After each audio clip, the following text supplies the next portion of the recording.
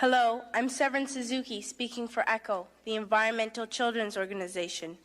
We're a group of 12 and 13-year-olds trying to make a difference.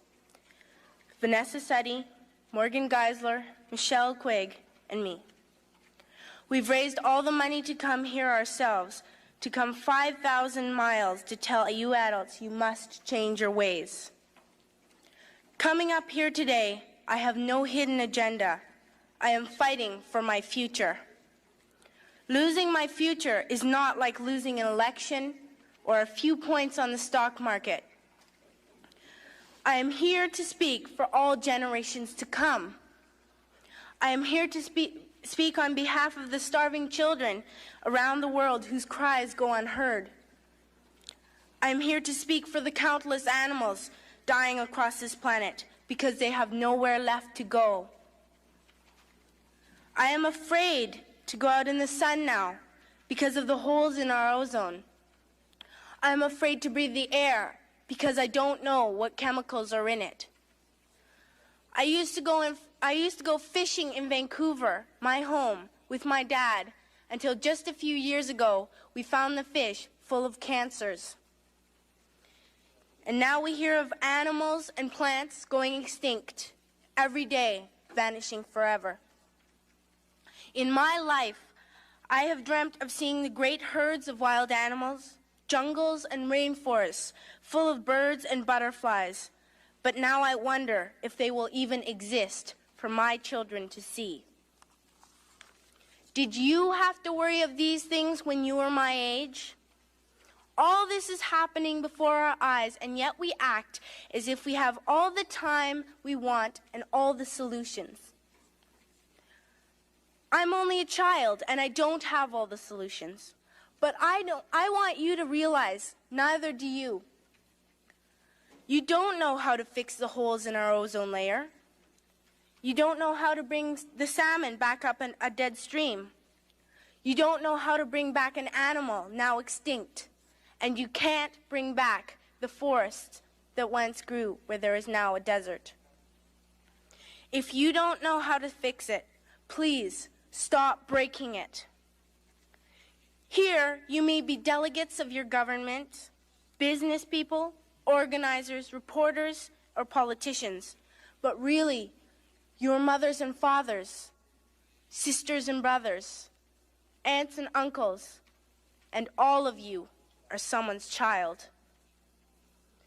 I'm only a child, yet I know we are all part of a family, 5 billion strong.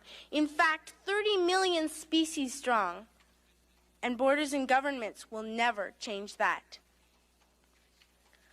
I'm only a child, yet I know we are all in this together and should act as one single world towards one single goal. In my anger, I am not blind, and in my fear, I am not afraid of telling the world how I feel. In my country, we make so much waste. We buy and throw away, buy and throw away, buy and throw away, and yet northern countries will not share with the needy. Even when we have more than enough, we are afraid to share. We are afraid to let go of some of our wealth. In Canada, we live the privileged life, with plenty of food, water, and shelter. We have watches, bicycles, computers, and television sets. The list could go on for 2 days. 2 days ago, here in Brazil, we were shocked when we spent time with some children living on the streets. This is what one child told us. I wish I was rich. And if I were, I would give all the street children food, clothes, medicines, shelter, and love and affection. If a child on the streets who has nothing is willing to share, why are we who have everything still so greedy?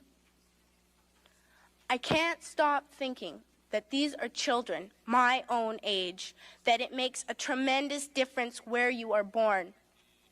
That I could be one of those children living in the favelas of Rio.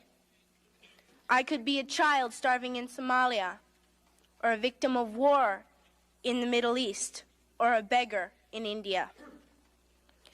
I am only a child, yet I know if all the money spent on war was spent on finding environmental answers, ending poverty, and finding treaties, what a wonderful place this earth would be. At school, even in kindergarten, you teach us how to behave in the world. You teach us not to fight with others, to work things out, to respect others, to clean up our mess, not to hurt other creatures, to share, not be greedy. Then why do you go out and do the things you tell us not to do? Do not forget why you are attending these conferences, who you're doing this for. We are your own children.